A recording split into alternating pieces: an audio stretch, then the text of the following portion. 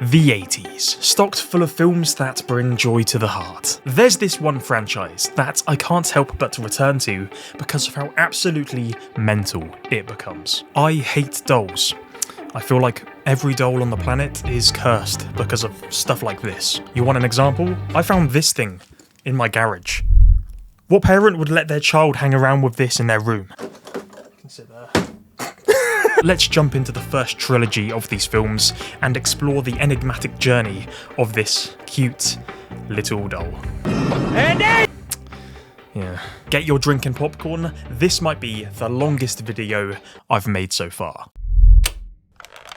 Welcome to Child's Play, the movie that dared to ask the question, what if a Cabbage Patch Kid had homicidal tendencies? Here's the premise. A widowed mother buys her son a doll. How could this possibly go wrong? Well, it turns out quite a lot when the doll is secretly possessed by a foul-mouthed serial killer with a bad haircut. Wait, Spider-Man directed this? Say hello to Charles Lee Ray, the Lakeshore Strangler, also known as Chucky.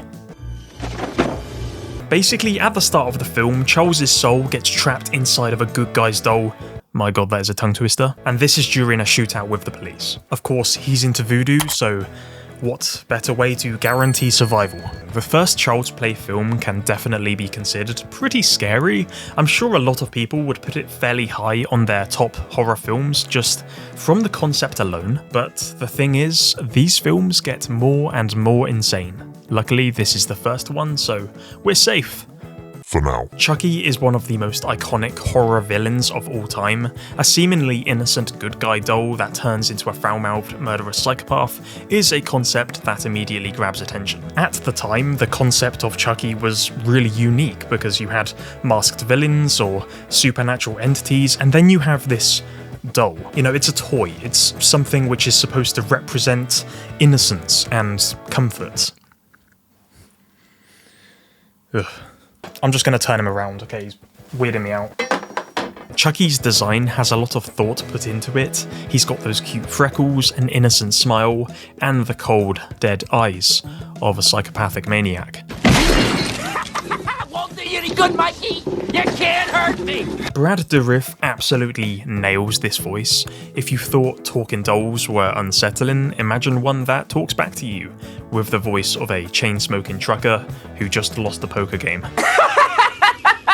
I don't believe it. I just don't believe it. So the doll ends up in possession of little Andy Barclay. Aww. Ain't he sweet? Oh my god, how much cereal do you want? And they become best of friends as the doll whispers sweet nothings to him in bed. It's a bit questionable, you know, fully grown man, sleeping with kids. And yes, the kid's name is Andy. Okay, look, cue the Toy Story jokes. Andy's coming, everybody! Back to your places, hurry! I told you she'd be mad at you if you watched the news. Eventually, Andy's mum Karen heads out for a night shift, so Andy, of course, gets babysat by her friend Maggie. And this is when all hell breaks loose.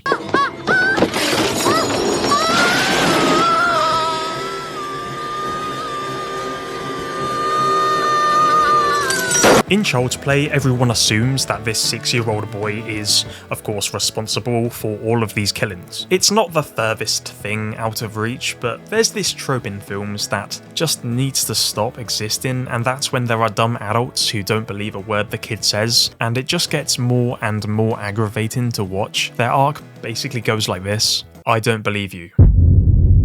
I have reason to believe you, but I still want to annoy the viewer. Okay, maybe there is some stake in what you're saying, kid. I apologize. The movie's over in 5 minutes now, though. So Andy continues to be manipulated. Charles divulges his real name to Andy, and they go on a little walk to a dodgy abandoned building to meet up with Charles's old associate, Caputo. Basically to get revenge, because Caputo was the one who abandoned Charles during the initial chase scene. So Charles, Chucky, you know what, I'm just gonna stick to Chucky. Chucky blows him up.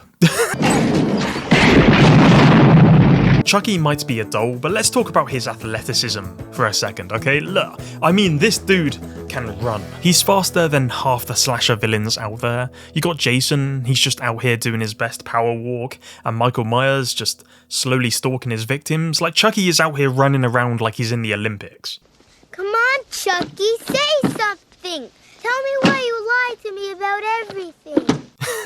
For the uninitiated, you might be wondering how they got the doll to move like that, okay? I mean, this is like complex stuff, right? Well, it was actually a stunt double called Ed Gale. Basically, the studio couldn't get animatronics that could complete these complex actions, and so all of the more free, complex movements in free films in this franchise are done by this guy. Ah, man. Let's not get into that. Practical stuff always feels scarier than CGI. I feel like the tangible nature of it just makes it feel a bit more like visceral, as if you could reach into the screen and grab it. That's kind of why I love stop motion so much, claymation especially. Andy is again considered a suspect by the police, and Chucky finally reveals his true nature to Karen by coming alive in her hands and attacking her. I said talk to me, damn it, or else I'm gonna throw you in the fire! You stupid bitch! I love this elevator scene. This is so good. So Karen runs off to get help from Detective Mike Norris, who earlier dismissed Andy's claims. I mean, fair enough. Chucky seeks out his old voodoo mentor to learn how to escape the doll's body. He discovers that in order to transfer his soul into a human, he must possess the first person he revealed his identity to. The shocking twist, of course, is this person is Andy. I have a date with a 6-year-old boy. The best part of Child's Play is watching a mum and her child just absolutely go to war with this toy. The film plays on the fear of losing control over the things we create, a theme that's just as relevant today in an era of AI and robotics as it was back then. Chucky hunts Andy down, leading to a climactic battle between Chucky, Andy, and Karen. They burn Chucky, but even after being badly damaged, he continues his rampage. He has to. Okay, look, it's a horror film. It's no fun if they die quickly. Give me the boy! In all fairness, this whole sequence is genuinely fantastic. It's just paced really well. To me, Chucky represents more than just a supernatural threat. It's what makes him unique. He embodies the erosion of parental authority and the uncontrollable influences of media and tech on children. And through the simple premise of a doll being possessed by a serial killer, Child's Play provides a really good message which does stand the test of time. It critiques consumer culture, particularly in how society allows mass-produced icons to shape family dynamics and children's imaginations. The iconography of the doll itself, everyone knows this. It kind of plays into this. The grotesque, crude humour of Child's Play does feel unsettling because it reveals our fears of innocence being tainted and manipulated. It's a horror story about our uneasy relationship with modern life, and it's wrapped up in a doll that laughs and kills, and it's a classic, man. And it's going at the top of the board. It's not saying much because it's the only thing there. Chucky is finally shot and destroyed by Detective Norris. However, the film ends with an eerie sense of uncertainty. It leaves open the possibility of Chucky's return. But of course, that doesn't happen. Look, okay, I'm happy with this film. Leave it as is. Chucky is dead and gone. I'm glad it's all over.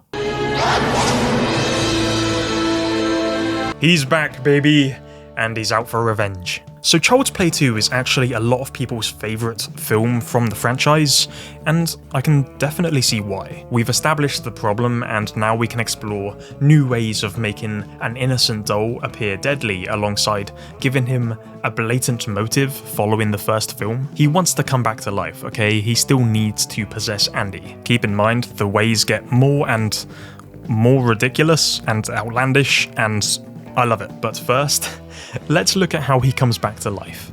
We've rebuilt it from head to toe. A lot of it was burned to a crisp, but everything checks out. The voice cassette, the servo mechanisms, we found absolutely nothing. Even the music has switched up the tone of the film. Before it was kind of melancholic, more mysterious, but Child's Play 2 feels more playful and like horror-esque.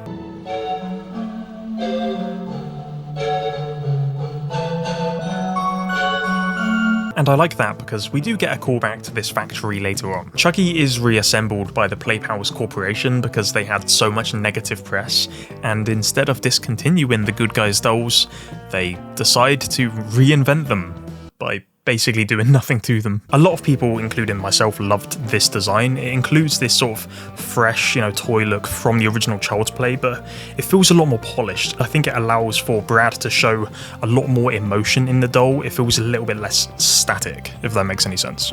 Did they have to pick the one doll that was allegedly possessed by a serial killer? At least put it in a museum or something for like cursed objects. You're missing out on tourism money, Playpals. It's not a good idea. A surge of electricity effectively jumpstarts Charles's soul in the doll, and now once more, he is hungry for blood.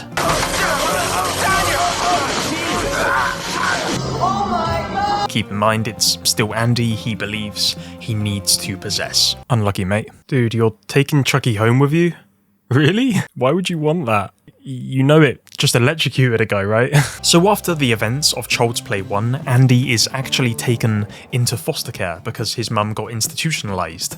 Pretty tragic. Now, I kind of found this a little odd because everyone, including her, figured out that Andy wasn't actually lying. You think if anyone would have been in a worse mental state, it would have been Andy and not her. So Andy ends up living with the Simpsons, alongside another foster child called Kyle. Andy still has a lot of emotional baggage, rightly so. Why haven't you unpacked?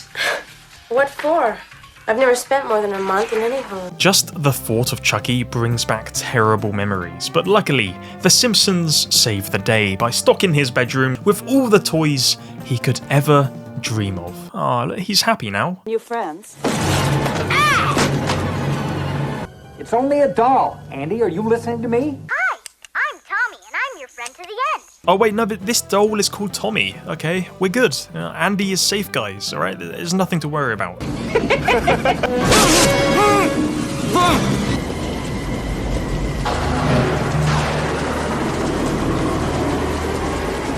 So in the night, Chucky finds the Simpsons' house, and he hatches a plan, which is to replace himself with the Tommy doll. He buries the Tommy doll in the garden. So now, Andy does genuinely have a good reason to be scared. And the minute you screw up, they let you have it.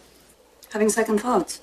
Well, you have to admit he's a very troubled little boy. I really like scenes like this with Andy and Kyle. It's kind of nicer that the Simpsons are trying to initially unravel what's kind of wrong with Andy, because obviously he comes across as a very disturbed child. And stuff like this just gives Alex Vincent, who played Andy, a lot more time to kind of spread their wings a little bit, give them a lot more lines, a lot more emotions to play with. I think Andy is a far more complex person in this film.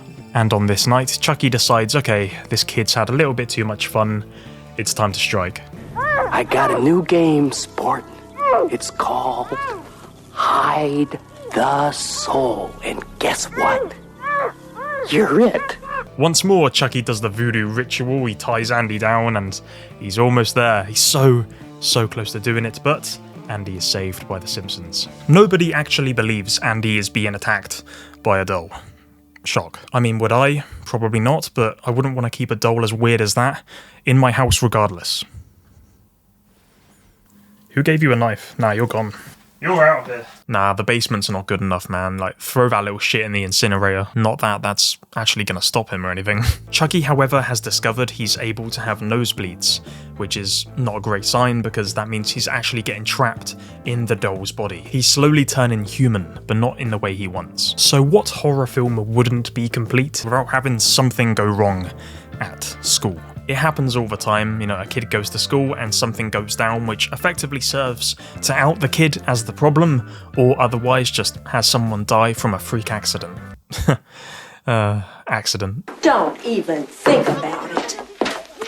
No toys. Andy's homework gets messed up by Chucky, and Andy is given detention. Mrs. Kettlewell, like every single adult in these films, just thinks it's Andy's fault. So when the teacher, Mrs. Kettlewell, is wandering around thinking Andy's locked himself in the cupboard, Chucky decides to take matters into his own hands and sends her to the Shadow Realm with an air pump. Oh, and a meter stick, can't forget that. I have to admit, the way this scene plays out is awesome, okay? It's probably one of my favourite moments just because of the build-up. You know, people slam the acting for being a little bit goofy and over-animated, just in general with these films. You've been very naughty, Miss Kettlewell. But mate, it's a film about a killer doll. Like, of course it's going to be goofy.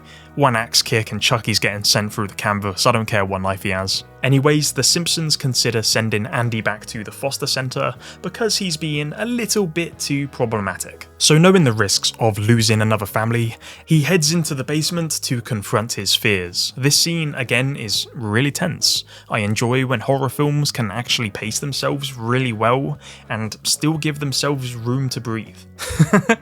His little run. So Phil, the foster dad, gets up to check the situation and, sadly, he perishes. At least before his death, he gets to experience a cold one-liner.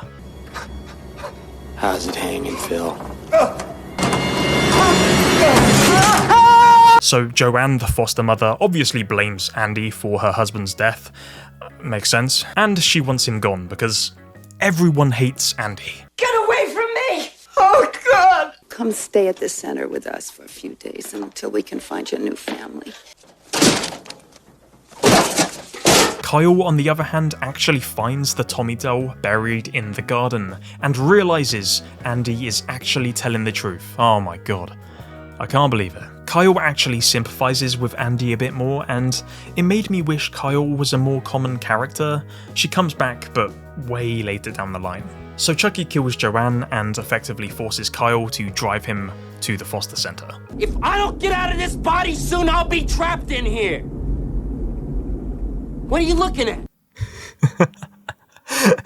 It's here Chucky also kills a lady called Grace who works at the center. We're gonna have a little game of Chucky Says. Chucky still wants to possess Andy, so what better date spot than to take him to the Playpal's factory. This is basically when the film becomes T2 Judgment Day. The following sequence is just such a great tense fight between Kyle, Andy and Chucky. The ritual actually fails because Chucky has spent way too long in his doll form, so he realizes he's pretty much trapped forever.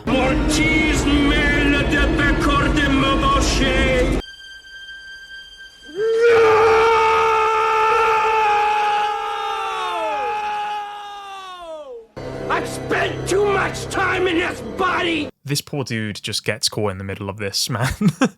What a way to go. Factories are just such good spots for horror films, like they're just generally a little bit creepy, and there's also too many dangerous contraptions around, as Chucky realizes, because he dies in one of the most creative, gruesome ways possible.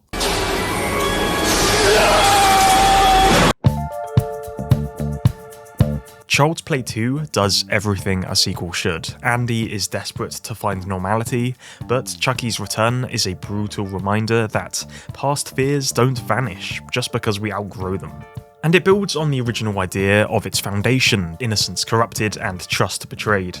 It raises these unsettling questions about identity and agency, especially as Andy is caught between his own innocence and the sinister force, which of course Chucky represents. I think with the much higher production value, Child's Play 2 really stands out on its own. You know, it's a really good continuation. It's a sequel which is really effective, which is saying something because a lot of sequels just... they don't really work all the time, especially when Andy's talking to his therapist. It delves into his mental state a lot more as opposed to Child's Play 1, which he's just being manipulated the entire time. This is a really difficult decision because I love both films for their own reasons, and 2 is a lot more entertaining to me. It's faster paced, you can see Brad becoming more comfortable with his crazed persona, but the original has this gritty feel to it, and I'd say it's staying at the top just because I find myself watching Child's Play 1 more, but I love Child's Play 2 so much. Who came up with the idea of molten plastic? Okay, I'm looking at you, Don Mancini. I'm looking at you. It was a good one. Okay, this was a good idea. Good scene. Anyways, all is well. Chucky is finally dead for good. Thank God for that. It was a great film, great sequel, let's leave it there. On a high note, okay? There is absolutely no way on earth that Chucky returns back to life. There is absolutely no way Chucky comes back.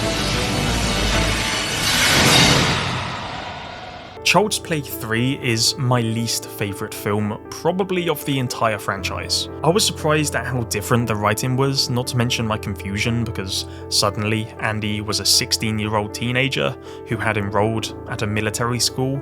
Even when he wasn't being chased by a psychotic doll, there's still an 8-year time gap between Child's Play 2 and Child's Play 3. I've noticed it's getting really dark in this room, by the way. Okay, I need to invest in lights. Lights will help a lot, but it adds to the spooky vibes, so we'll keep going. I then found out that Child's Play 3 was pumped out immediately after the production of Child's Play 2, which meant Don didn't have any time to write anything he was happy with. And this really sucks, because the last thing you want as a creative, as a writer, is to be pressured for time. More often than not, that's going to result in something which is kind of mediocre. It was a lot to swallow, and Don had a lot of different ideas. There was talks of creating multiple Chucky clones, but that was shelved for later. Not to mention the constant changing of directors. I feel like a lot of franchises can go a bit crazy when the directors are being switched around. It doesn't offer up a lot of time for genuine relationships to be made, which would usually equate to a mutual agreement and fixed ideal for what is best for a franchise. The other questionable thing I found out was that in the UK there was a murder of a child, James Bolger. It was a really big case here in the UK. I remember seeing it on the news, even though it happened in the 90s. That's how much coverage it got, probably because of how horrific it was. The killers were allegedly partially inspired by the events of this film. Obviously, the murder doesn't reflect anything about the film. It's not any point of criticism, more just a bit of background information. It kind of captures the time frame when people were still terrified of films influencing us in that way. But Child's Play 3 might have gotten publicity for the wrong reasons. Anyway, the film starts with Chucky once again coming back to life. This time he is made completely out of the bleeding mass of melted sludge he became in the second film. Delightful. I really can't hate the opening of this scene. It's actually pretty grim. It's like an art house project, which feels so wrong. It's kind of right. The theme song has switched up as well. Angrier, more fast-paced.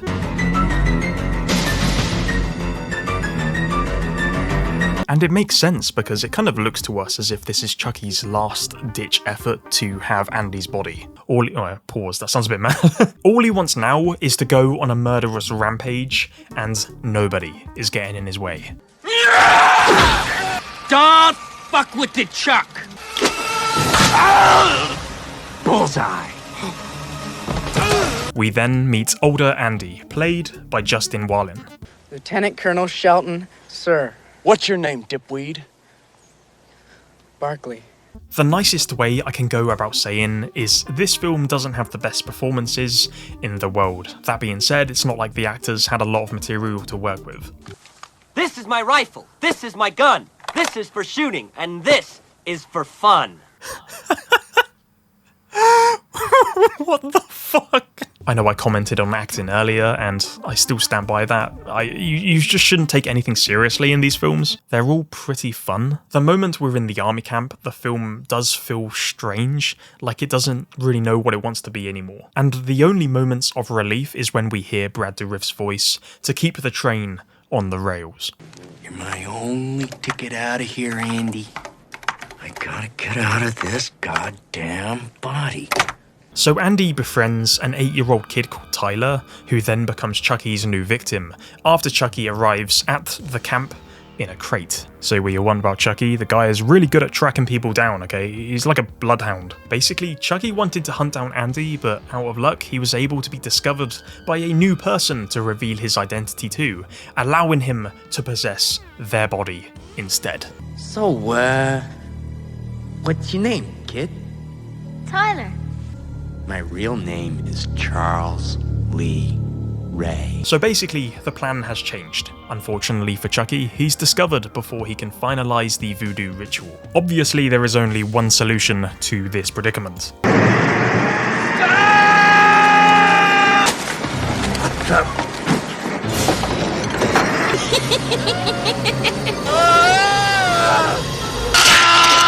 In the meantime, Andy is developing a romantic relationship. Ugh. Unnecessary romance is like my pet peeve in films. I genuinely almost walked out of Beetlejuice when this dude was introduced. Luckily, I didn't, but fine. Okay, Andy is 16. I guess this is a thing now. You know, it was really great what you did for us back there at Formation. Well, Shelton's a major dick. Tell me about it. Please, just take me back to Chucky. Long time no see, pal. No, you're dead! We killed you! You need to transfer your soul into my body. Wrong again, wimp. I got some fresh meat lined up and I'm not gonna let you spoil it, not this time. So now Andy knows Chucky's plan. Probably shouldn't have told him that, mate. Like, you've made everything a lot harder for yourself. Chucky is taken away by this guy called Shelton, who is a cadet lieutenant, kind of like a secondary antagonist. Andy tries stealing Chucky back, but Chucky is independent, so he don't need no man. He just leaves on his own accord. No, stop! What the fuck are you doing in my room, Barkley? Most of my time watching the film, I was just waiting for it to become something, like anything. You know, it's not even that good of a romance. Tyler basically edges Chucky by playing a game of hide and seek with him, as opposed to just letting him possess his body. Yeah, that's a sentence. This time he just decides, you know what, he doesn't even need to use anything to kill someone. You gotta be fucking kidding me. Yeah, I feel the same way, mate, honestly. All these horror films doing creative things and this dude just dies via heart attack. To be fair, if I saw this face scream, I'd probably die too. Look at those teeth. The next morning, Andy tells Tyler that Chucky is not to be trusted and that he is evil. And guess what? Tyler doesn't believe him. Oh my god, I did not see that coming.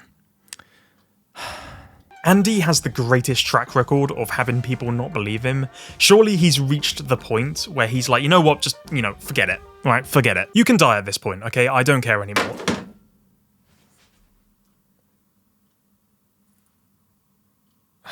Don't let him fool you, he's bad.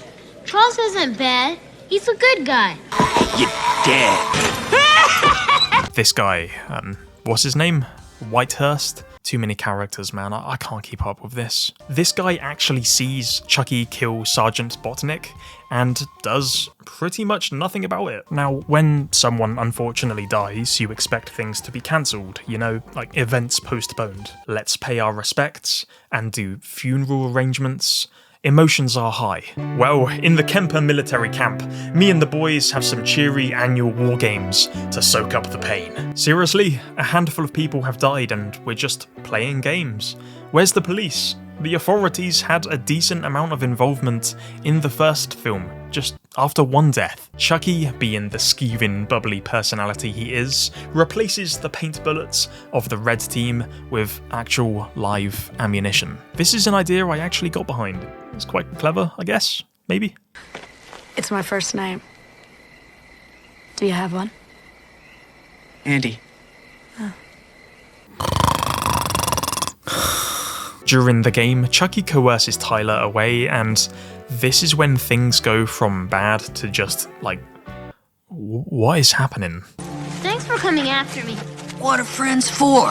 So Tyler finally realizes Chucky is the bad guy, and he stabs him. I'm tired. I don't want to play that dumb game anymore. So Chucky instead takes De Silva hostage in exchange for Tyler. You guys remember De Silva, right? It's the girl Andy liked. Yeah, anyway. This whole exchange thing probably just happened to either pad the runtime or have an excuse for Andy to be at the scene, even though they could have just had Andy follow Tyler in the first place. Look, whatever. We got a situation up here at the old Jeep. Blue team sighted. Advise you to move your troops in. All of the cadets show up, and this is when one is finally shot. Yep, poor Shelton. He died for his country. And guess what? With the talking maniac doll right there. in front of everyone, holding a grenade. You did this, didn't you? You sick son of a bitch! Nah, surely not. People still assume it's Andy's fault. From the age of 6, Andy has had nothing but blame and doubt. My man must have zero faith in humanity. I'm genuinely surprised as to why he hasn't just sided with Chucky at this point. Chucky, please, just put everyone out of their misery. I beg of you. You're the only one who can save us now.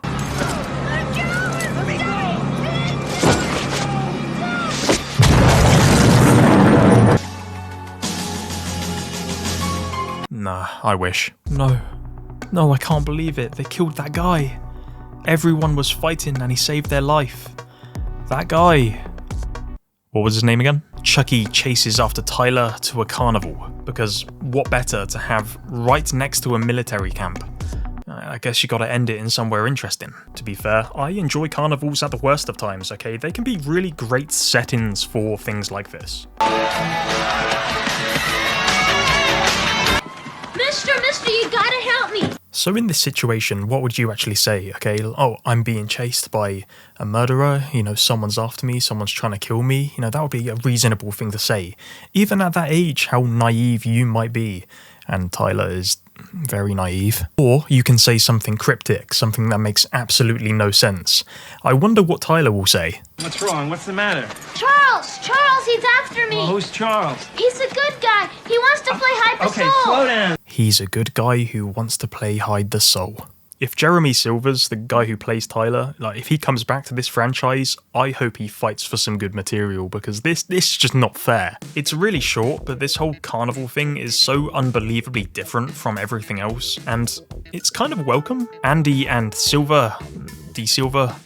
Anderson Silva, the girl he likes, they're in hot pursuit, having just shared a romantic moment as their mate got blown up in front of them. Chucky can't help himself but murder a security guard, and now he's upgraded to a gun, and for what feels like the 600th time, he's recaptured Tyler. Oh my god. Tyler mate, look, let me tell you something, okay? Let me get real close.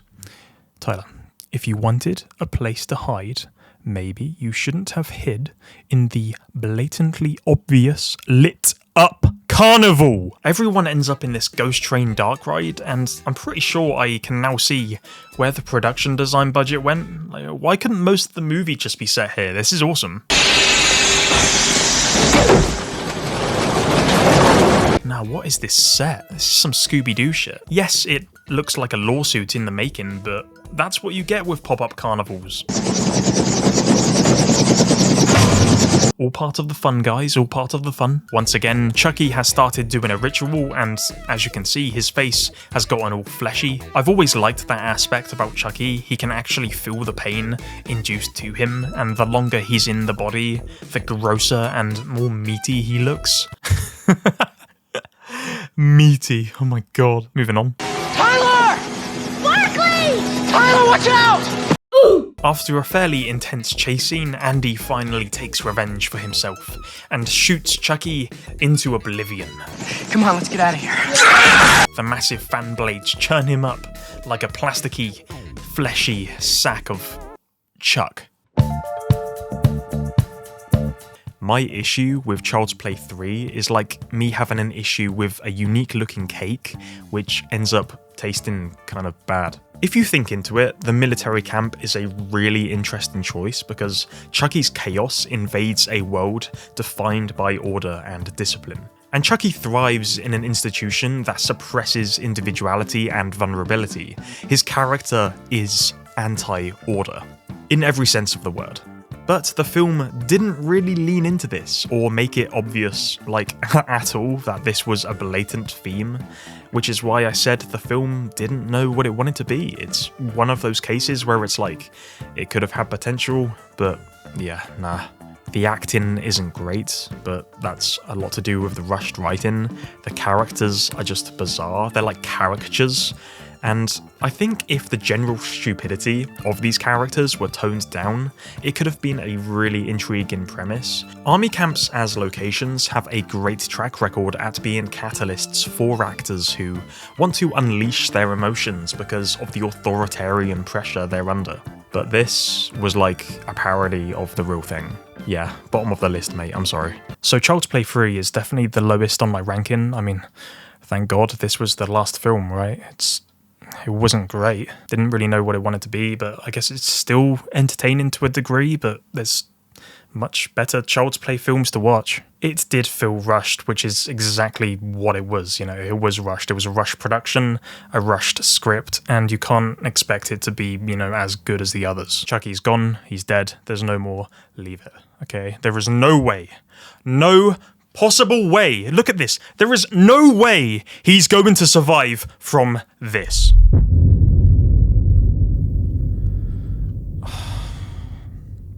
Thank you so much for watching this video. Subscribe if you are new, and take care. Just go away, man.